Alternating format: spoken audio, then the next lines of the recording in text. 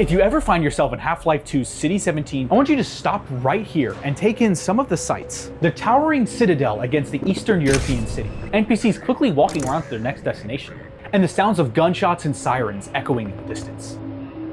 These are just virtual actors taking part in a miniature digital set. But despite that being the case, City 17 feels like a real place. But why? That is what I intend to find out today. And in this video, I'm gonna go over every single detail I could find about City 17 and see why this city feels so real. And I think the best place to start off with is by looking at some of these NPCs.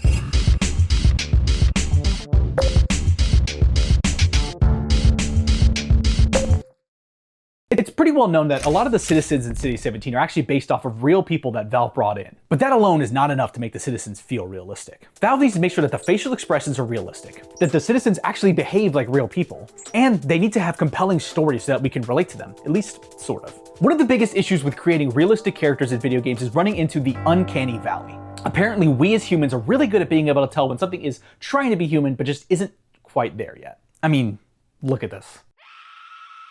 But overcoming this is a little more complicated than you think, and I think it has a lot to do with acting. In many ways, animating is very similar to acting. To be able to make your performance convincing, you have to be able to understand how normal people actually act and behave in real life. In the Half-Life 2 documentary, Ken Birdwell mentioned that they used Dr. Paul Ekman's research into facial expressions to make the citizens' faces actually seem realistic. A lot of effort clearly went into the eyes and how people's facial expressions can be read, a lot of the times, through their eyes. So to make realistic characters, you just have to animate the face better, right? Wrong! In the opening sequence, there's a variety of actions that the citizens can do. They'll line up to grab rations, scan their badges to pass through the checkpoint. Sometimes they'll just be standing around and seeing what's going on. But the challenge with video games is that making something seem realistic is a lot more work than it might seem. And so something simple in real life, like picking up an object and grabbing it, is fluid in real life, but in a video game is pretty difficult to do. And so Valve designers put a lot of effort into making sure that when a character picks up an object, it still feels fluid.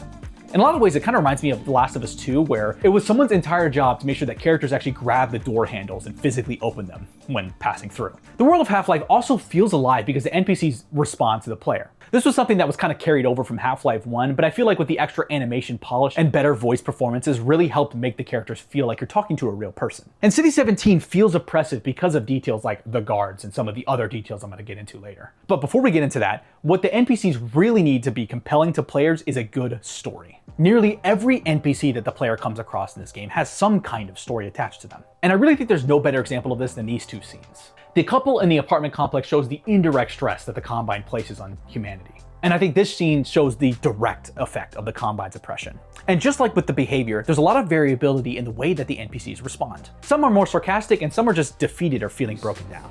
Word to the wise, keep it to yourself. And I think this scene is a really great example of how much character is packed into the main cast. There's equally as much acting in the people listening as there is to the people who are currently delivering their lines. It kind of reminds me of seeing a play where everyone on stage has to be acting in character at all times. Even though there's a lot of variability in the stories of the citizens, I would not say that Half-Life 2 is perfect. There's only 2 voice actors for the generic NPCs, and so basically everyone ends up looking and sounding the same. You would think this would suspend our disbelief of City 17, and that really makes me wonder, what is realism in games? That's kind of the thing with realism. It's more about capturing what the essence of the real world is and how that makes us feel rather than actually being a direct representation of reality. And you can't emulate reality, it's impossible. So what details of reality that Valve picks and chooses to put into this game is not a coincidence, it's not random. And I think it's done with the same level of intention that you see with a painting or a film set. Good intentional set design is about capturing a mood or characterizing the environment. And so, for example, I think this shot shows a lot about City 17 in the Combine. The drab colors really reflect the moods of the citizens who find themselves trapped. And the Citadel, with its towering presence obstructed by the fog and wires connecting everywhere, also represents the Combine's relentless surveillance and power.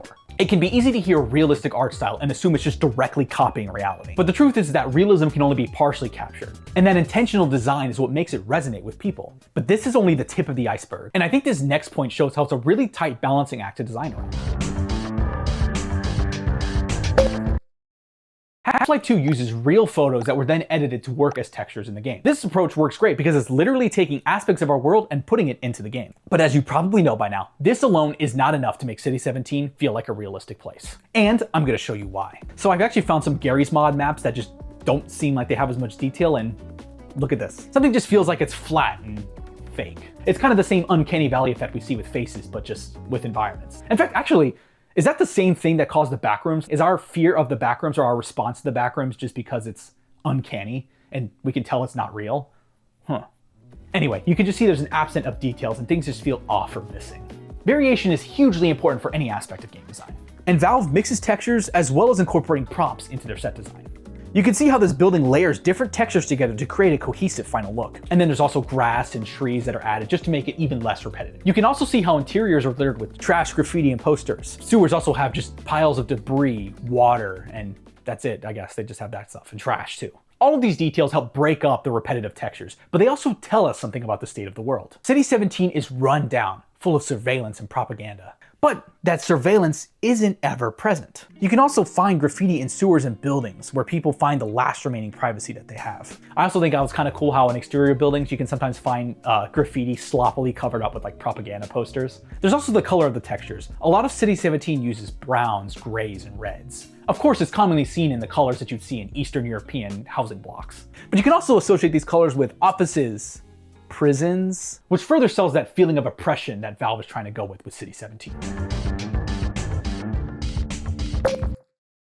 Lighting is hard because it's a two-part problem. One part is recreating how light actually works, and also emulating in a way that basic hardware could render it 60 times per second. And the other part is artistically utilizing it in a way that enhances the scene's mood and tone. But oftentimes when we're talking about lighting in a video game, we usually talk about the shadows. In a lot of ways it makes sense. Shadows are more computationally expensive. And shadows are also a great way to provide emotional and environmental contrast. And there's a lot of different ways to render shadows. You can do harsh light like Doom 3, or you have more of the softer light that you see in Half-Life 2.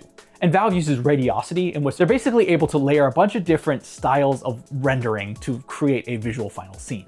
And the pre-baked lighting of Half-Life 2 is really iconic, and I think that really helped define the visual direction of this game. But there's another small detail that if the developer gets wrong, it ruins the entire game. This, in my opinion, is one of the easiest things to overlook in video games. And people overlook it because you don't see sound, you hear it. That was stupid. I mean, people also overlook it because a lot of ambient sound is literally meant to fade into the background. You're not meant to notice it. But if you remove it, you'll definitely know that something feels wrong. But also we're really good at, I mentioned it several times throughout this video, we're really good at picking up patterns. So you can't just add like, a looping sound of traffic and just call it a day. So Half-Life 2 fixes this problem by using soundscapes, where the actual ambient audio is broken out into separate audio files that are then randomly played to make things sound varied. It's a small thing, but it's just one of those things that just adds an extra layer of realism to this game.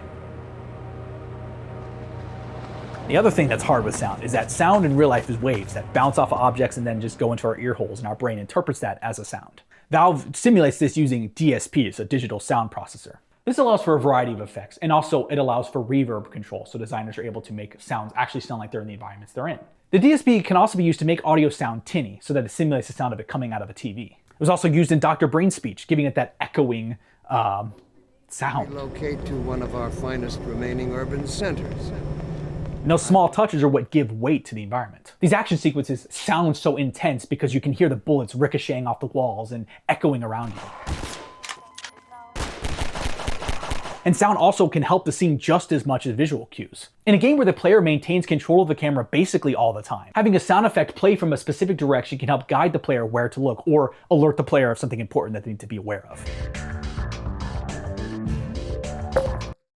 I've been touching on this a little bit, but it's important that all the elements that I've talked about complement each other and work together. Which I think the best way to describe that for this game is just making sure that all these elements kind of help set the mood of City 17. Everything needs to kind of have a drab and oppressive feel. Except when you're in the science lab where things kind of lighten up a little bit. It's like a break from the apocalypse to some degree. I also really love how in this area where you step off the train, there's a lot of leaning lines that lead you to Dr. Breen. I mean, naturally your eyes are gonna probably go to the giant dude on the screen anyway, but I think leading lines that's an actual thing that makes visual design look more appealing. And I also think that having Breen on this giant screen makes him feel powerful, but the fact that he's boxed in kind of makes him seem like he's trapped in this situation as well. I'm not really sure if this was intentional or not, but I feel like the windows in the train station also feel kind of like you're in a prison. It's prison core, that's what it is. And all of these initial areas are slightly too small or cramped. You don't feel like you have room to breathe. I also think this first shot when you step outside of the train station is a really great example of layering.